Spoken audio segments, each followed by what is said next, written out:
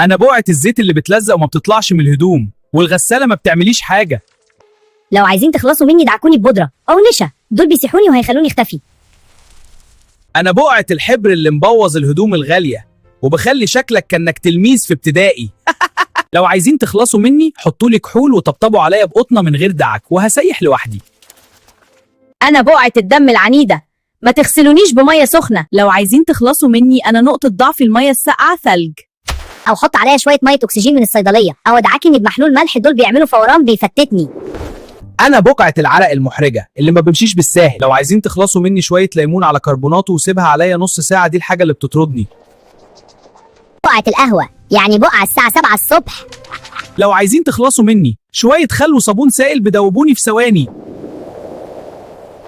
العقل السليم في الجسم السليم. البقعة زي الضيف الثقيل، كل ما تسيبها تقعد اكتر كل ما هتلزق وما ترضاش تمشي. فالحقها وهي طازة. واشترك في القناة وعيش بعقل سليم وجسم سليم.